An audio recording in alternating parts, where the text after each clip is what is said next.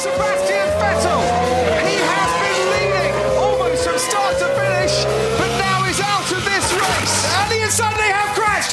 They've gone into each other. Daniel Ricciardo late braking, couldn't stop in time. Max Verstappen was right in front of him. It's high fives for Lewis Hamilton, a five-time champion of the world.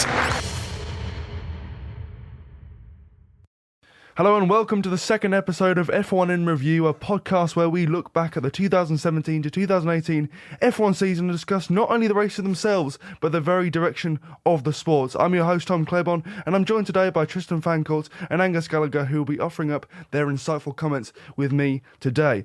Today we'll be dissecting the races of Spain, Monaco, Canada and France. So starting off with Spain. Qualifying, the top three were Hamilton, Bottas and Vettel, but of course this radically changed in the race, being Hamilton, Bottas and Verstappen, with DNFs of being Grosjean, Gasly and Hülkenberg. So if we look at the race here, Vettel made his first stop on lap 17 in an attempt to preempt an attack on Bottas, but this forced Vettel later on into a second stop, which cost him a place on the podium. Vettel is quoted as saying, "We couldn't make the tyres last." So first of all, we're going to start off with a simple question regarding Ferrari. Where do you think the blame lies with this missed opportunity with Ferrari? Do you think it lies with the drivers in Raikkonen and Vettel in this case, or do you think it's due to the questionable decisions made by those in the paddock? Who'd like to start off? Okay, fine. So this is that age-old question, isn't it? Would Vettel be better if Ferrari's strategists were better? The thing is, we identified in the previous podcast that cars have different characteristics, especially in their setup with the amount of downforce they produce, how much wear they produce on the tyres. You know, some cars have slightly more wear on the left side or the right side, rear, front, whatever it is. And this is just one of those examples where Ferrari strategists kind of got it right. They got the undercut in there. And the car sort of let them down, but that's to be expected. When we go into the races, we kind of know which car is going to perform best in each circuit. We know that there's certain circuits are going to favour the Red Bulls, certain favours for the Mercedes and the Ferraris. Now the Spanish Grand Prix is I love this one, especially the long sweeping right-handers going up the hill, and this is particularly taxing on the tyres. Pirelli does build in failures for the tyres, whether or not you like it or not, and the tyres are supposed to degrade over time. And it just so happened on this occasion that the Ferrari car was set up in such a way that it was slightly more taxing on the tyres than perhaps the Mercedes.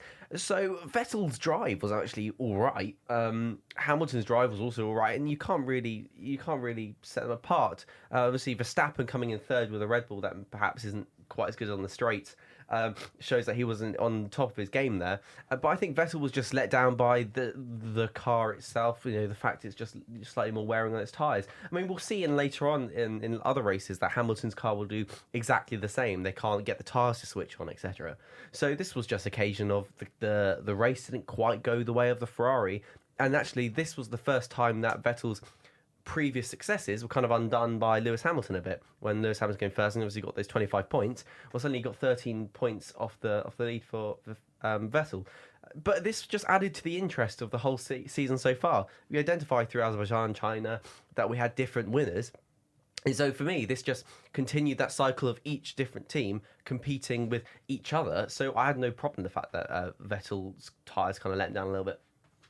Sure. Angus, what do you think? Was this the beginning of the end for Ferrari and the fact that they're consistently making errors, or do you agree that Vettel is the one to blame for these issues?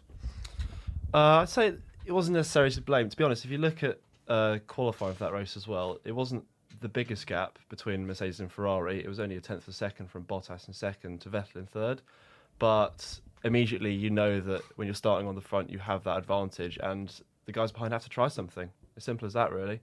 And Ferrari, they tried, as we said, to preempt an attack from Bottas, tried a different strategy. And in the end, it didn't work out. It didn't end up with a massive points deficit. There was only possibly 2 points lost, or 3 points lost, sorry, if he'd finished third. But as Tristan said, Verstappen had a very good day in a car that was slower on the straights, on a circuit where, as much as there's long corners and short corners as well, there are two big long straights which put an emphasis on straight line speed. So the blame shouldn't really lie with Vettel, I'd say. He's he had a good race, but there wasn't much more he could do, to be honest. I'd say The blame doesn't go to anyone. You can't. Yeah. This is the thing when Hamilton comes on the radio or Vettel comes on the radio and goes, by the way, my tyres are breaking. Well, this is the trade off in the way they set the cars up. They know that there's built-in failures in the tyres. We know that these are all planned, and this is why it gives sort of an intrigue to the race. You can't place the blame on anyone, and to say it's the strategist's fault, Ferrari's, and that's not true at all, because remember that the strategists don't take into account unexpected failures, tyre degradation, etc. All they do is work out the delta times and then work out when's the optimum time to take spot, when can we undercut the Mercedes. And actually, if you remember rightly, they did it perfectly. The only reason they had to do another stop later on was because of the extra factors that piled on top of them. And this is the thing about Formula One. If it was set easy, just numbers, there would be no interest at all. This is why the race is so interesting and so different to qualifying. As you rightly identified, Vettel had a very good qualifying. Well, if the race continued like qualifying, we'd end up with Vettel in third. But it didn't. And this is why the qualifying and the actual race is so different. And when it comes to strategy is just numbers. Racing is a little bit of uncertainty. Yeah, and also the fact that I feel like whenever Ferrari have an off day, whenever Mercedes have an off day, it's always put down to Hamilton just having one of his off days, I'd say. But then whenever Ferrari have an off day, there is like an immediate sort of direction towards blaming the strategists. There have been mistakes in the past, admittedly. They have one I remember was, I think it was Canada in 2016, where they had the chance to win the race but made a stop under the virtual safety car, or not under the virtual safety car, when they could have done, and therefore lost time. But I think it's just a general trend. Vettel had a good day. He just lost out. It wasn't his day. Like you said, the unknown variables came into it and just affected him more badly than others, but it wasn't anyone's fault. We've seen that Mercedes had bad days as well. I mean, look at Australia. I mean, Hamilton came on and said, "How do we let this happen, guys?" No one was quick to blame the strategists there. And actually, I think it's harder than you think to be a strategist in Formula One, especially when you've got to consider everything, the possibilities, because they'll be factoring all the time. What happens if there is a safety car? What happens if there's a virtual safety car? What happens if there's a red flag? What happens if we have to start lining up again? All that sort of stuff. What happens if the rain comes in? There are all these plans, and actually, for them to have to make another stop, lose nearly 30 seconds, and then come in fourth, I think shows you that they could make actually best out of a bad situation. And I think it's unfair to say that this was the beginning of the end for Ferrari, because this wasn't the beginning of the end for Ferrari. This was just yet again a slightly different lineup on the podium. I think we'll see the beginning of the end for Ferrari later on when you start, especially I think Germany for me is where the beginning of the end, when you start seeing Vettel get a little bit more desperate, when you see Hamilton start pulling away. There's the point when you have 1 points lead different between Mercedes and Ferrari, and that is the point at the beginning of the end. It was either going to be the beginning of a triumph of Vettel, or it's going to be the beginning of the end, and that's where that sort of lies. In Spain is wonderful because this was just yet again 3 different people on the podium. I mean, Verstappen swapped with Ricciardo. Yeah. Yeah, I mean, you both make some very good points there. I mean, doing some research for this in the production notes, looking at something like BBC, they're very quick, as you say, to blame the strategists and to say, this is the beginning of the end for Ferrari, typical Ferrari, letting Vettel down. But of course, as you said, there's so many variables in this, and if it was all a numbers game, it would be incredibly boring. Going on to the next point regarding the Spanish Grand Prix, lest we forget Romain Grosjean, and I think this is an individual we need to talk about, because this was right at the start of the race. There was high drama as Grosjean lost control of the car behind Magnussen, spun, but then bizarrely kept his foot right on the throttle, causing the car to spin round, almost do a donut, then resulting in a cloud of smoke. And Hulkenberg crashed, as I believe did Gasly, courtesy of Mr. Grosjean. And he was very damning afterwards in his comments, stating that he didn't look great in this scenario. He generally likes to spin, but on the first lap, it's not good to do with everyone there. He has to look at himself and has to do some work on himself. Later, Grosjean, of course, was handed a 3-place grid penalty for the next race. So 2 questions from these comments regarding Hulkenberg and Grosjean. Firstly, do you think these statements made by Hulkenberg were fair? And do you think that the penalty given to Grosjean was fair? Or do you think ultimately the penalty was far too harsh and that Grosjean ultimately just had a bad day with this one? Well, this was a moment of I mean, Grosjean isn't an inexperienced Formula One driver. We know he raced for Lotus. He's been in this for a long time, and to spin and keep your foot down on the accelerator, spinning those tires. I mean, those engines produce huge amounts of horsepower, and all you're going to do there is put yourself in a dangerous position. I mean, watching it at the time, remember Coulthard was discussing how this was, one of the silliest things he's ever seen. And actually, I completely agree with you.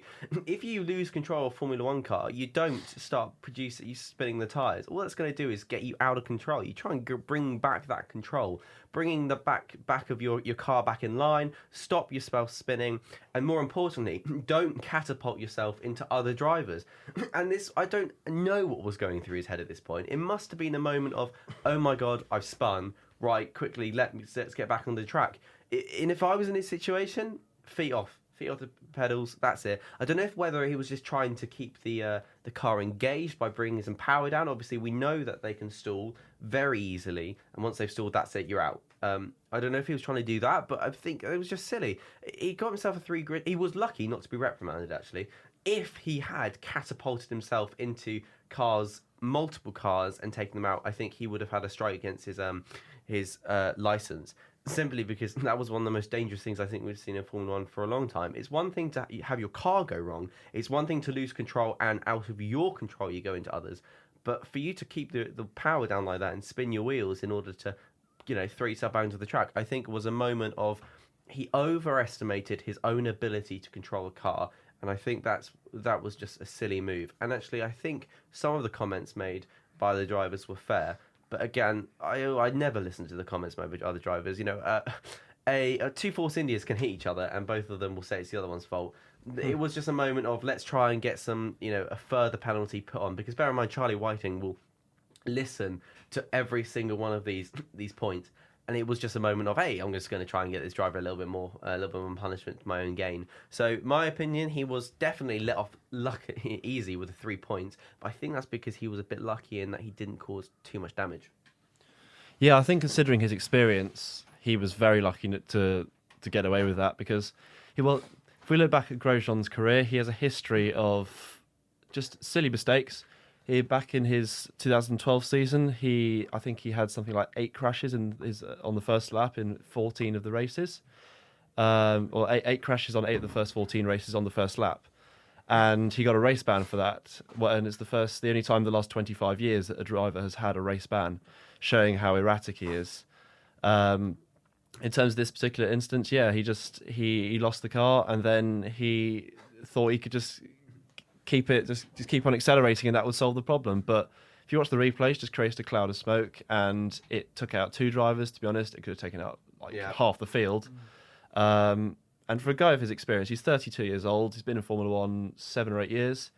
Inexcusable, really. If a rookie like Gasly or Leclerc had made that mistake, they would get heavy criticism, but then you would take into account their inexperience, and you might excuse them a bit.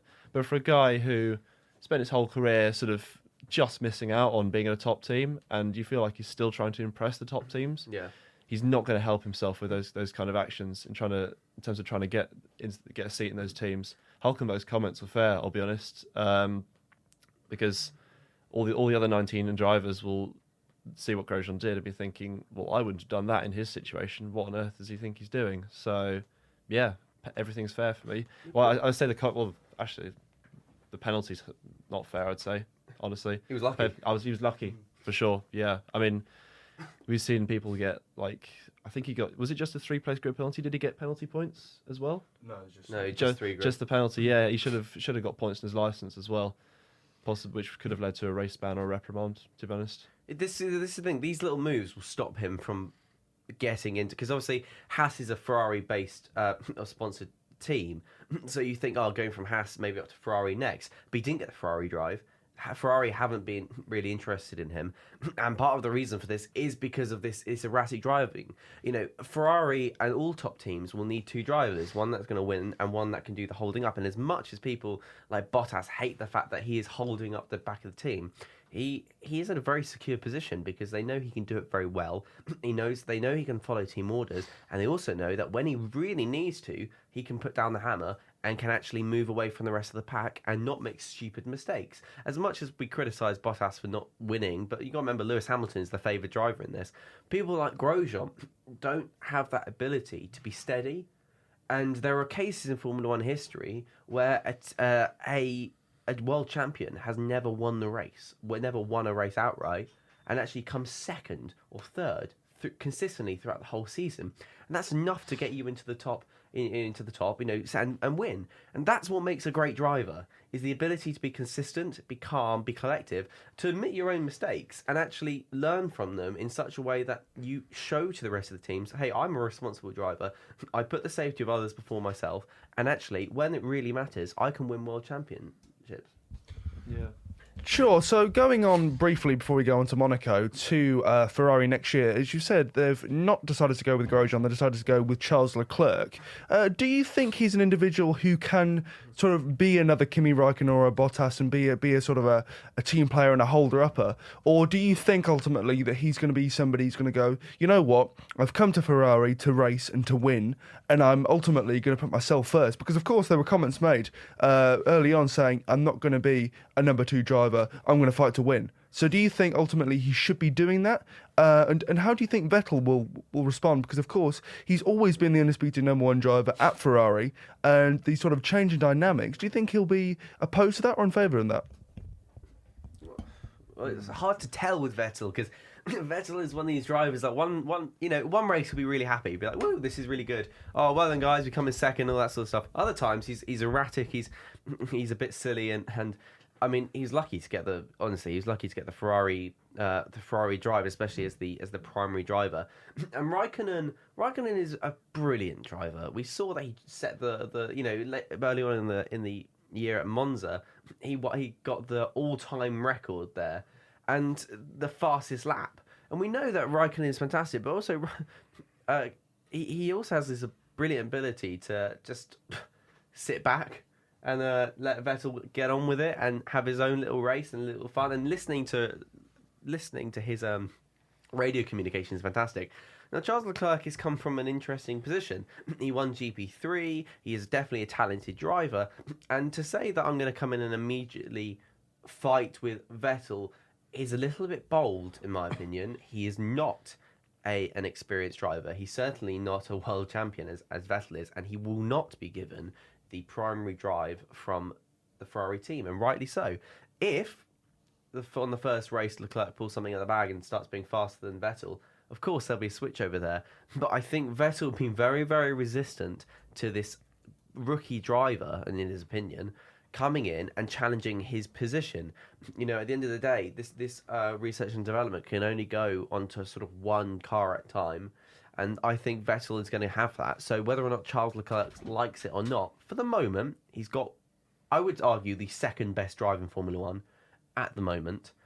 And as a result, he should take advantage of that, learn from Vettel's mistake, and actually talk to Ferrari, work out what Ferrari want to do, how he can help the team. If he helps the team and shows that he is a willing participant in the Ferrari as a whole, then I think that will serve him better in his career than if he works on him just as a singular, works by himself. These are the characteristics that damage a Formula One driver, people like Grosjean.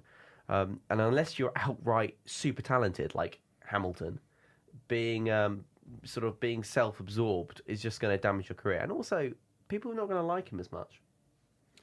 I'm really looking forward to next year to see how the dynamic between Vettel and Leclerc works, because Vettel is obviously the experienced head, the 4-time world champion, one of the all-time greats arguably, but I'd say recently his pedigree has been questioned a bit by the fact he's, first of all, when he came up against Daniel Ricciardo in Ricciardo's first season at Red Bull, lost quite convincingly, I'd say. Went to Ferrari. He's had the beating of Raikkonen, but he hasn't had the beating of Hamilton. And I'd say as Vettel's career has gone on, I wouldn't say he's got slower, but he's been put to more tests and probably failed quite a few of those tests. So it'd be interesting to see, based on the Ricciardo example, how he goes up against an inexperienced driver with his first experience in a top team. I'd say Leclerc, along with Verstappen, Max Verstappen, those are the two young superstars who are going to probably be the next Hamilton Alonso for the next 10, 15 years. So Obviously, Leclerc is in the very early stages of his career, but he has the ability to ruffle a few feathers. We've seen at Sauber this season he has the raw speed. He completely outclassed, admittedly, Marcus Ericsson, but a guy who had been in Formula 1 4 years, 80 Grand Prix starts, and Leclerc absolutely trounced him.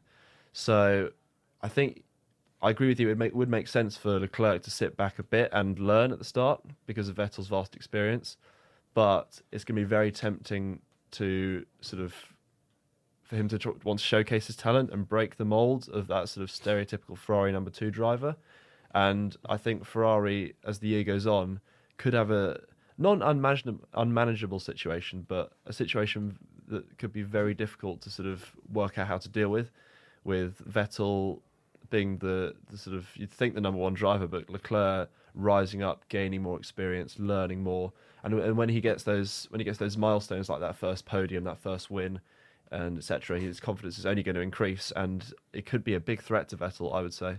But as I said, like, this is one of those moments where Leclerc would honestly, it would put himself in a great position with the car, fighting. Don't fight with Vettel, because Vettel won't accept a fight. We know this.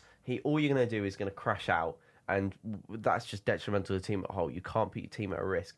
If Leclerc consistently comes third, consistently comes fourth, because we got Hamilton. I mean, Hamilton and Vettel are going to be the fight next year. We know this. It's just going to happen unless something magic happens over the winter break. My estimate's going to be Hamilton and Vettel fighting out. That leaves you with third and fourth. And if I'm honest, Leclerc's biggest fight at the moment has to be Bottas.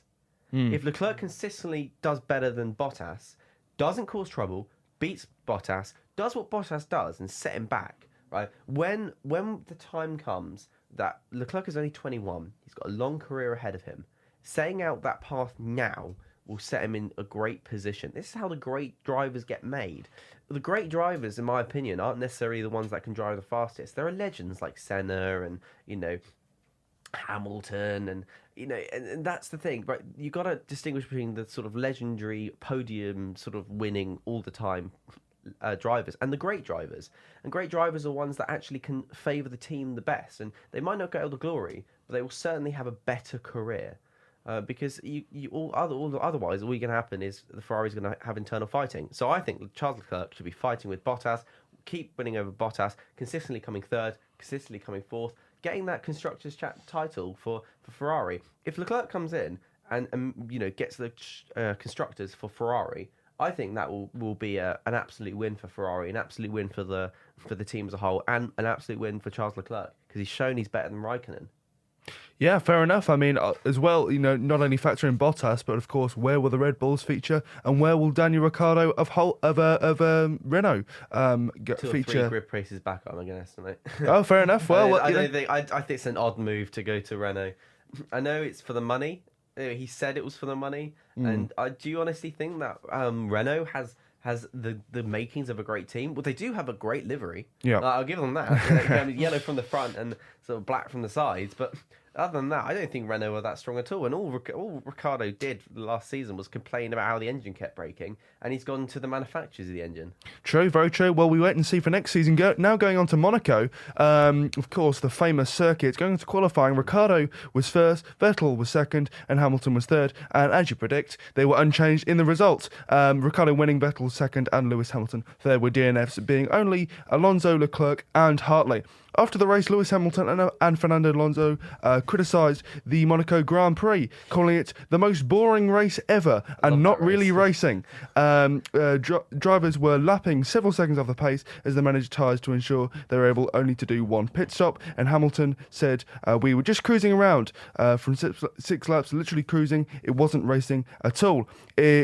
If you want something exciting, this is not the race to go and watch. Alonso also said that, giving his reaction afterwards, it was extremely boring, the most boring race ever. So the big question, an age-old question in Formula One. First of all, what do you make of these comments? And second of all, what would you do to Monaco? Would you change it to make it more exciting, for there to be more chances for there to be overtaking? Or do you think ultimately that Monaco is such a unique and historic track in Formula One that ultimately it shouldn't be touched, and ultimately drivers should do their utmost to show their quality and to overtake and hold positions as per usual? What do you think? I don't think Ricciardo is the most boring race in history. He was absolutely tense. If you remember rightly, his power unit broke. He was down on the power. So for me, I was incredibly stressed watching Vettel get up right close behind Ricciardo and try to keep overtaking him.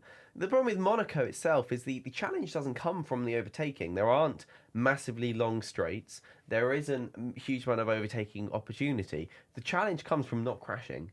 And I think we have to distinguish the fact that, for me, Monaco is exciting because there's usually a safety car, there's usually these challenges that go on, and this is where strategists really come into their own. It's the race where strategy and driver performance is absolutely key continuously. There isn't room for error, especially when they're going through the harbour area, when there's chicane left, right, and then there's a slow corner up towards where the final straight and over the finish line. That's the area which is very dangerous. You've got the slowest corner where there's usually a crash, and this is an unpredictable track, as we know. Now, what I like about it is that it gives drivers which don't necessarily have the best power unit an opportunity to win a race. I mean, Ricciardo would have been overtaken in any other race.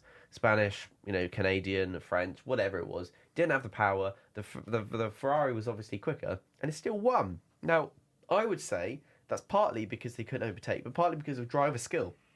Ricciardo continuously pushed back the Ferrari, continuously put the car in a great position, and we've seen that that you can overtake. So, do I think that Monaco can change? No, because there's nowhere to change it. We know that they've pretty much filled up the space they can. It's a very historical race. If you don't like the way it's done, well, then don't watch the race. It's not going to change. It's all about the flair. Monaco, is all about the rich, the money, those boats, all that sort of stuff. The build up to it's great, and maybe the race isn't great as people want. But at the end of the day, it's 2 hours where the drivers can do their best. And if Hamilton is actually saying that, we're just cruising around, then our argument back is you're not trying hard enough. You're not finding those opportunities. You're not diving down at the very last minute to try and get round through the chicane. If a driver is making those comments, I would say that they're not using the track to the fullest advantage. And although it's hard to overtake, I think driver skill is what this track demonstrates, and hence why Ricciardo won. Yeah, I'd say the comments are pretty brutal, I'll be honest, considering also they came from the two sort of elder statesmen of the sport as well. It wasn't a good reflection. The race wasn't the worst, I'd say. It wasn't the best Monaco race I've ever seen, because Monaco can produce some absolute belters of races. I remember 2016 when it was the changeable conditions and you had the battle between Hamilton and Ricciardo. That was one of my favourite races of that season, to be honest.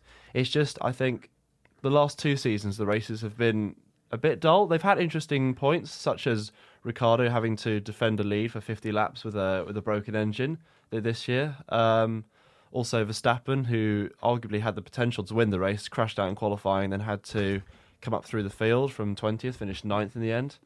So there were some interesting talking points. It's just the fact that, now that it's the second race in a row where it's been a bit dull in Monaco, and people have jumped at the opportunity to criticise it. Like you said, there's no real way to change Monaco at all. It's had alterations in the past, but those have been the smallest alterations because the space is so limited. And one of the great things about Monaco is how unique it is. That there's literally, you've got other street circuits on the F1 calendar. Singapore is a good example, which it would try and claim itself as sort of the modern day Monaco, but in reality, there's a lot more room there. Monaco, there is literally no room for error at the vast majority of the circuit. And that's what makes it so unique. It's been on the calendar since the very first race in 1950. It holds a special place in many drivers' hearts. It's considered apart from your home Grand Prix, the pinnacle of sort of the one race you want to win. And it really is a great test of drivers' abilities, and that's some of the main reasons it's always remained on the calendar. And like I said, sometimes you get a really good race at Monaco. And for that reason, I'd say it's definitely worth keeping it on the calendar. Some races, yes, not the best, but if you look back through the archives, there are many examples of iconic moments from Monaco it's hard to deny if you look at those that, in my opinion, definitely shouldn't be taken off the calendar. And considering the improvements can't be made track-wise, I think we should just accept it how it is. It's amazing how drivers are quick to say, "Oh, I hate cruising around." Because go back 2 years ago with the Mercedes absolute dominance, right? I was at the German Grand Prix, and I've never been so bored in my life. Not only because I didn't understand a word that the commentator was saying because it was all in German, but also because we had a great sort of free practice, a great qualifying, got into the race. Hamilton stormed off into the distance and started cruising around the track. Hamilton wasn't complaining then. You can have boring races at any track, and this is the problem with these sort of things. Monaco produces a great qualifying and maybe sometimes a bit of a dull race, but you still got the great qualifying, you still got great entertainment, and races can be dull always. And this was just a slightly less eventful Monaco than it otherwise could have been. But I also think it showed that the talent of drivers such as Ricciardo, with a damaged engine, fended off Ferrari, and perhaps it showed that Vettel isn't quite as good at overtaking as possibly his rivals. I mean, as you said, Verstappen managed to get back up to ninth, showing that overtaking is certainly possible. During the race. So perhaps if Verstappen was behind Ricciardo, he could have overtaken. I mean, maybe team orders have come in, but still. Yeah, and I'd say also there was still elements of drama. For example, the other one, which I didn't mention before, was the crash between Hartley and Leclerc on lap 70. A pretty big crash down into the chicane. That's the thing. That's the one thing a lot of non-Formula One fans don't understand. I think is that you have to persist with it. You have to sort of wait. Sometimes a part of a race will be sort of not that exciting, but you just have to wait for the exciting part to come along. The Hartley Leclerc crash in the end didn't change too much, but those kind of moments that sort of you wait for, they have the great ability to change the result, to sort of really switch things around. And that's the reason why you shouldn't give up on races like this, because literally a tiny bit of drama, even just a tiny bit of drama, which could really sort of change the course of events dramatically, could always be just around the corner. Yeah, most definitely, and I'm sure this discussion will rage on into the future, and no doubt we'll see, Vettel or somebody saying it's the most boring race ever when the luck doesn't go in their favour. But that is a Formula One, and that is how Monaco goes. So going on to the next race of Canada, qualifying finished with Vettel in first, Bottas second, and Verstappen in third, and the result was exactly the same. So Vettel, Bottas, and then Verstappen, with DNFs being Alonso, Hartley, and Stroll. So this is the first time. Well, not the first time, but we're seeing at this point a trend at this point in the Formula One season of McLaren and their suffering ultimately when it comes to their team and their progression.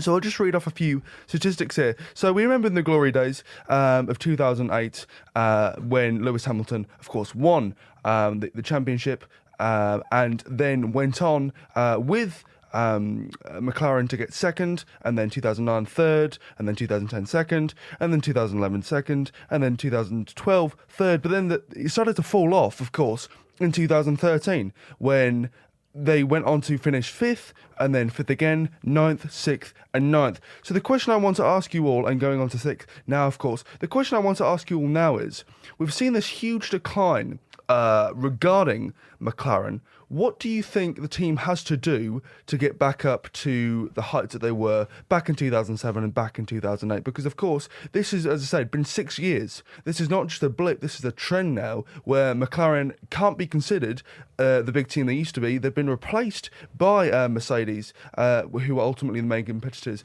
to Ferrari now, and the winners, ultimately, as we've seen in the last few years. But what do McLaren have to do? Because they've got the budget, they have the drivers. Do they have to go and switch engines again to make sure they get back up to the to the withering heights, or what else do you think they should do to get back up there? Well, this is the thing about sort of comparing Mercedes paired with McLaren to Honda paired with McLaren, and finally Renault paired with McLaren. The amount of research and development that McLaren will be pouring into their new cars will be limited now, simply because we're approaching the new rules in 2021. That will, I think, affect aero as well as everything else. Now, for me, McLaren has just suffered a bit of a dip. Every team has it. I mean, go back, sort of 8 years. All we see is Mercedes in the middle of the pack, and we see the absolute dominance from McLaren. So there is always going to be a time in a Formula One team's career, that they're not amazing. And this is just one of those moments. What they got to do is they got to sort of, look at what they've got, what's sort of gone wrong, but also look at what's gone right. I think part of it is Alonso isn't as good as he used to be. Alonso has left this time because he's not as good as he was, and I think this is just McLaren in a nutshell, really, sort of pushing on with what they've got, because in a few years' time we're going to have massive changes. They have an all right power unit, and we've seen that Red Bull definitely makes it work, and their aero unit is not quite as good. Their chassis isn't as good as other teams, and it hasn't been for a long time. They had a very easy time of it during the time with Honda, because they could just pass the buck on to Honda, say, look, your engine's rubbish. I mean, if you remember, Alonso would come onto the radio and go, it's a GP2 engine, as everyone else sailed past. And McLaren are a great team. They have some really good drivers, but they're not as good as they used to be. And I think it's partly due to the fact that they're not pouring all their resources into the new chassis, into everything else, because everything's going to be changing in not very long anyway. So there's no point.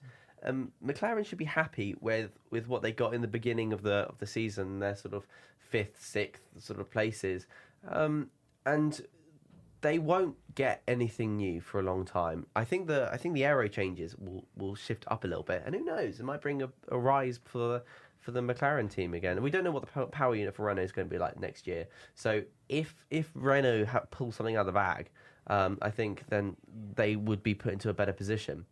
But I think this is why I said Ricciardo is going to be a little bit frustrated, because I think that Ricciardo is going to have an engine he doesn't particularly like and a chassis that's not incredible. So I think the new drivers coming in for McLaren won't make a massive amount of difference, but I think the new rules in 2021 could. I'd say, McLaren are sort of experiencing a similar thing to what Williams are right now. So Williams, for years, especially in the 1990s, were dominant. They won all the championships, and they were still up into the early 2000s, were still in the top 3 teams, like winning races consistently. Then they went through a major change. They had a massive fallout with BMW, who were their engine supplier. And after that, they went through a very tricky phase, and they still are in that tricky phase, to be honest, sort of emphasised by possibly their lowest ever point this year, fighting for points on a very rare basis. McLaren having a similar thing. Back in 2012, which, as Tom mentioned, was their last high finish, which was 3rd in the Constructors' Championship. After that, they took a very radical direction with their car to try and keep up with Red Bull and Ferrari, who were slightly ahead at the time. It went very wrong. They slipped down, and they haven't been able to get out of that cycle since. I'd say also, teams like McLaren and Williams are privateers designed to always be in Formula One. So we will forever experience their peaks and troughs. So the glory years and also the not so glory years. Whilst teams like Mercedes and Red Bull, who are currently have been at the top Mercedes only for about 4 or 5 years, but Red Bull consistently at the top for almost a decade now. Those teams are quite new to Formula One, and they have with them having other business interests outside of Formula One, they have the ability technically to pick and choose when they can stay and leave. So there's been many rumours recently of Mercedes or Red Bull possibly pulling out of Formula One, simply because when the success dries up, the prize money would dry up, and it wouldn't be financially viable for them to stay in the sport. McLaren and Williams, meanwhile, rely on Formula One, so they have to stay in the sport, and all their peaks and troughs and all the history of their results gets viewed. So in terms of what it takes to make McLaren great again, it's going to be difficult. They don't have, I'd say, a structure that enables them to get back to the top right now. I'd say Formula One, its structure right now, is sort of the top 3 teams are a long way ahead of the rest of the field.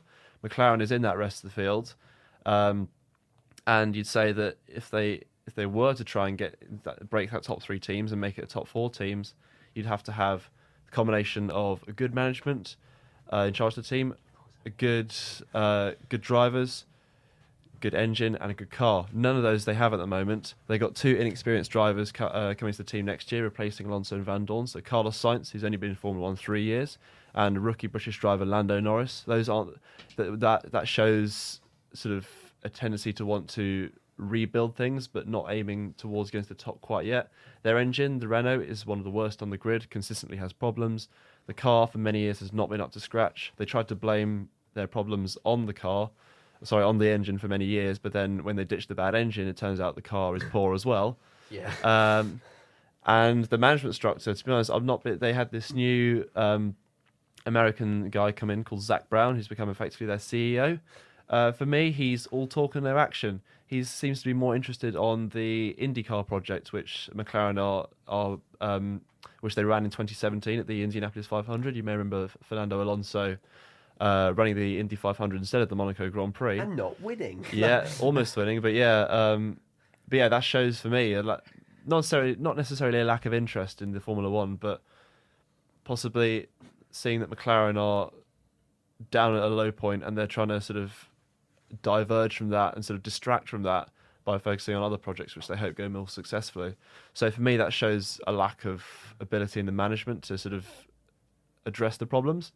So what it takes to make McLaren great, it will take a major revamp of all four of those things that I mentioned: new drivers with experience and caliber to win things, a much better engine, serious investment on the car development, and a management system that knows what it's doing. So only a few tweaks to do, and then they're back in there. Yeah, fair enough. So just to remind everyone of what happened, Fernando Alonso was on course for a 10th place, but then retired on lap 30 with a broken exhaust, and Van Dorn could only finish 16th after running the entire race on a set of tyres that were fitted at the end of lap 1 during the safety car period. So moving on to France now, qualifying was Lewis Hamilton in first, Bottas and then Vettel, and the result staying the same for Hamilton, who won this race, with Verstappen in second and Kimi Räikkönen in third. A number of DNFs in this, including Gasly, Alonso, Ocon, Perez and Stroll. So this race was dominated by Lewis Hamilton, who led from start to finish, by Vettel, who had to navigate through the pack through an early collision, resulting in him having only 5th place. But if we look aside from the top three and the battle between Hamilton and Vettel, there were many interesting developments, such as Kevin Magnussen of Haas, who finished 6th after starting 9th. Now, we haven't talked too much about Haas so far, briefly, of course, touching upon Grosjean. But looking at this lower team, after displays and results like this from the F1 team, do you think Günther Steiner will ultimately be kicking himself that Haas didn't have the ability to take the fight to Renault week in, week out, and didn't ultimately climb higher than 5th place? What do you think? They got 6th. Sure, but I mean, you could argue that in many races, Renault were there for the picking, and if they'd have been more consistent, namely the drivers, or of course the pit team going back, of course, to Australia, they could very much have secured 4th place. So ultimately, it was within their reach.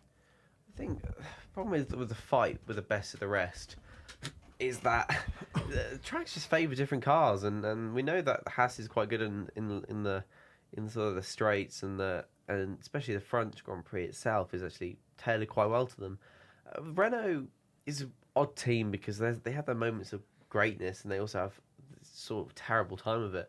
And I think Magnussen did well to get to 6th. He definitely wasn't going to catch up with Ferrari, just because they've got a better aero package and a slightly better engine, which is the engine they share with Haas.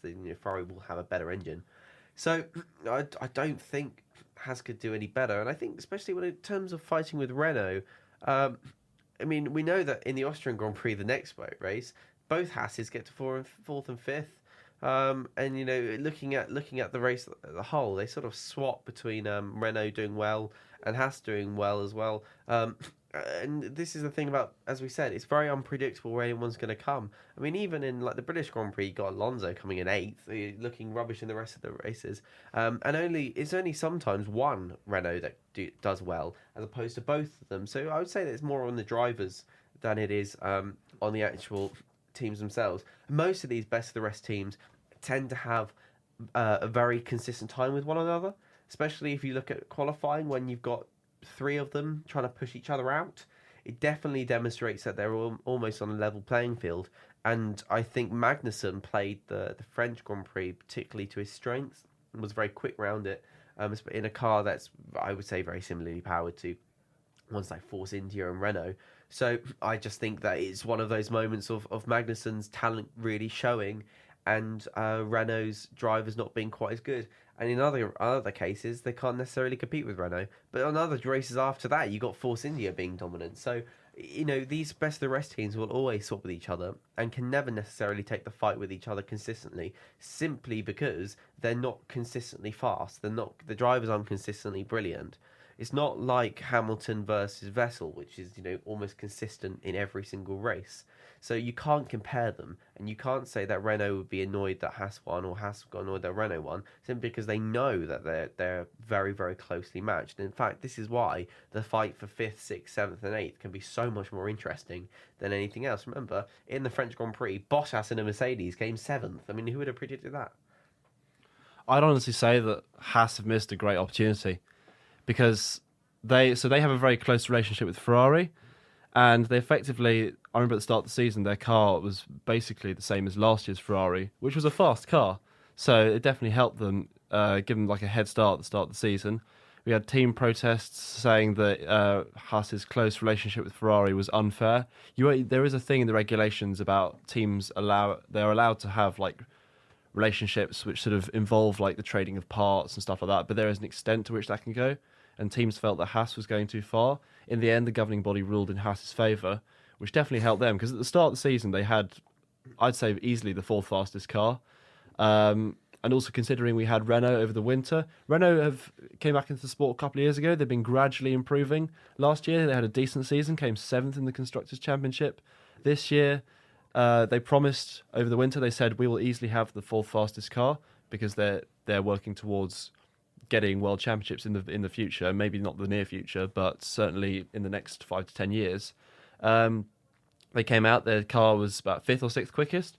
Haas had a head start, and I think there's two races where Haas will kick themselves, I think. One is Australia. They're running 4th and 5th, 22 points, which for a midfield team is absolute gold dust. And then they had problems in the pits. They failed to put they had malfunction with the wheel gun and the wheel nuts on consecutive laps when they brought the drivers in the pits, and that was 22 points down the bag. The other chance missed was in Italy, where Grosjean finished a very respectable 6th. A very good result for Haas.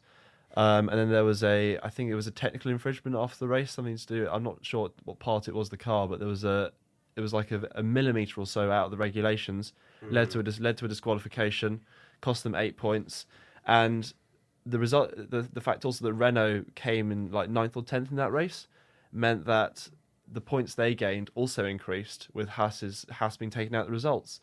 So, and if you consider the fact that they're currently 30 points behind Renault going into the final race, which, let's be honest, is an insurmountable deficit for Haas, they've missed out on a great opportunity. They had the resources available to them. We spoke about Grosjean and how erratic he is. He went the first 8 races of the season without scoring a point. He was one of only 2 drivers to do that. The other driver was in a car which was the slowest, with Sirotkin in a Williams, which was the slowest on the grid. So I think Haas have, admittedly, they are an inexperienced team, only been in the sport, this is their 3rd year.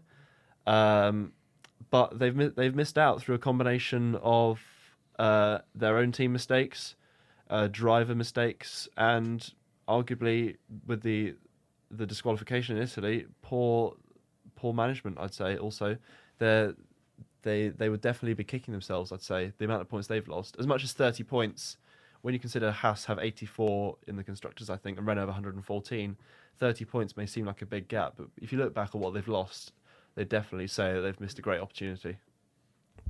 For sure. So interesting points you both make there regarding Haas and where they come in the Constructors' Championship and where they could have got to. So sticking on to that theme of the sort of best of the rest and going outside from Mercedes and Ferrari and Red Bull, because I'm aware that this podcast has been quite heavy, both episodes in fact have been quite heavy on the leadership or the battle for it between Vettel and Hamilton. So going to have a bit of a quick fire question before we end the episode 2 of F1 in Review.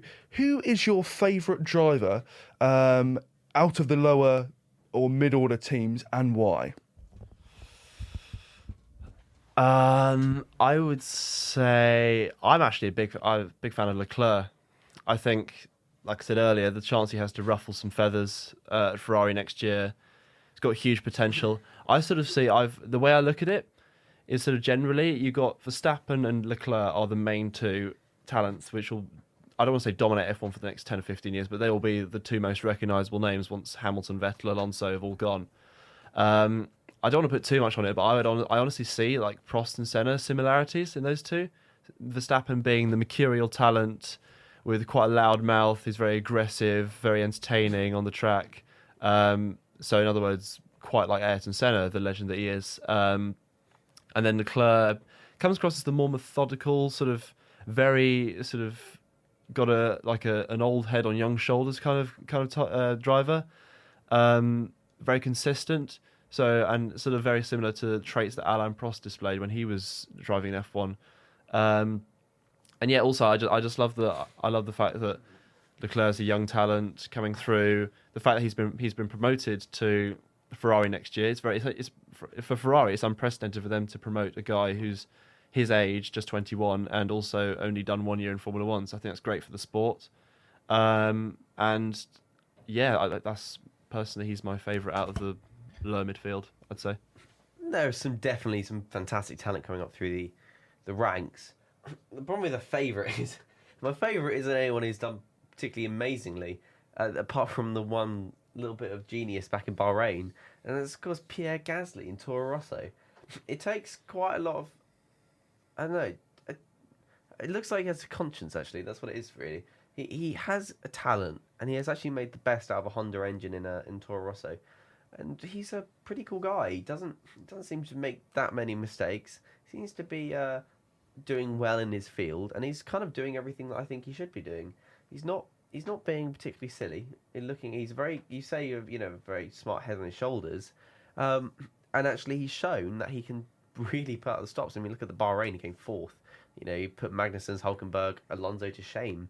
And he got driver of the race, and he's one of my favourites. He doesn't make silly mistakes.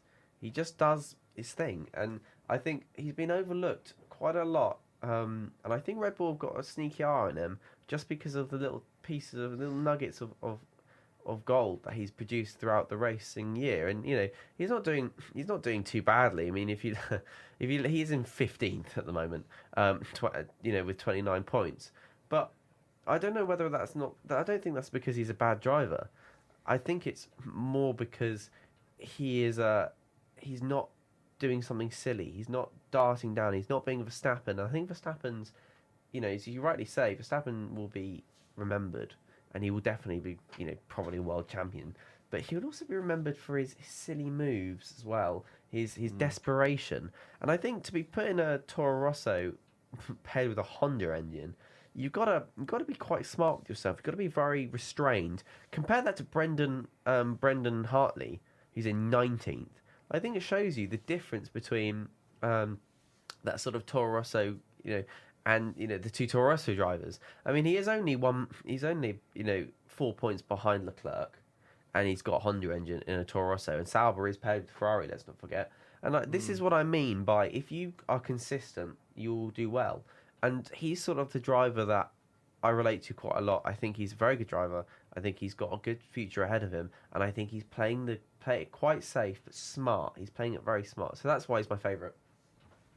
Sure, I think they're both excellent drivers myself, but for me, it's got to be good old Esteban Ocon. Oh, really? Yes, Hold on a minute. Ocon, yes. With his erratic driving, almost forcing his teammate into a wall. Well, the same Ocon that decides to slam into other drivers. May I just add that was the other way around at Belgium? So and I'm personally of the opinion he's actually better than Sergio Perez, but of course there's many who would disagree with me on that one. I think Ocon's failings is that he's not a calm and collected driver. Well, I think he's erratic in his behaviour. I think both Force Indias are erratic, by the way. I'm not being biased. I think they're both a bit silly. But I mean, I say 8th in the last year and 11th sort of speak for themselves. But there we go. That's just because of the drive he's got, though, surely. I disagree. I really? disagree. Do you think so? You don't think if like Leclerc or Gasly had the same drive, they wouldn't be able to do better? I'd say they'd probably be level, but I enjoy Ocon's driving style more. So why do you think that no one's decided to pick Ocon up and put him in their drives? It's because of the Mercedes Junior links he has.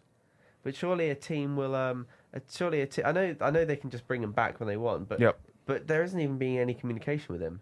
They asked him if there was communication between the better drivers, and he said he hasn't heard anything. What you mean communication between The Mercedes top team and the Mercedes junior, because he's Mercedes junior. Yeah, so sure. you'd have thought he could go up to Mercedes. Uh-huh. So why is there no communication between Mercedes and him? Well, because of course you've not only got Hamilton and Bottas, but George Russell, of course, who's he's going into Williams, and in addition to that, of course, you've got he's limited in the drives he can have. Like, example, couldn't go to Haas, for example, due to Ferrari links. Couldn't go to Renault.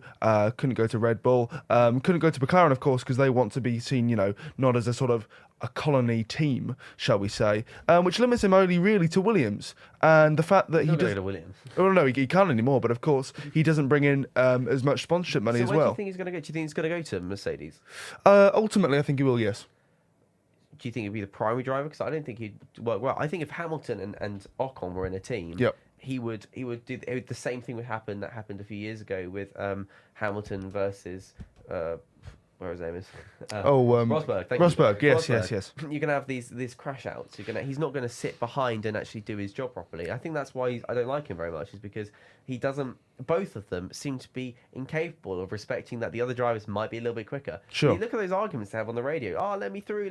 I can do better. They swap sides, and neither of them. And then suddenly the other one's like, oh no, I could do better. Even though for the half of the race I've done worse. Neither of them are particularly great. See, that's why I'm of the opinion that he'll only be brought in once Hamilton has gone, and then you will see Bottas and Ocon, which is, in my opinion, is very much the balanced ticket. I think that you were going to have a same situation in Force India where you got both. I mean, let's face it, you have the one Force India taking out another Force India, and then the opposite race, you got the other side, you got the same thing happening. You got that wheel to wheel action.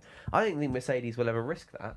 They would never risk constructors for the sake of having two competitive drivers. They've done it once before, almost to their detriment, if you remember. Do you remember in Abu Dhabi when Rosberg was going to win? They came onto the radio and Hamilton said, "Oh, by the way, mate, you got to pick up the pace a little bit. You got." And Hamilton said, "Oh, I'm not very happy. I'm about to lose the world championship here. I'm in first place. That'll kind of do." And that summed up really the miserable time that Mercedes had. I mean, when the two Mercedes took each other out on the opening straight, if you remember. Toto Wolff looked absolutely, he looked frustrated, he looked tired, and looked absolutely fuming. And I don't think Mercedes are ever going to put themselves in that position again. I think Ocon limits his own ability by the fact that he seems to be capable of following team orders correctly.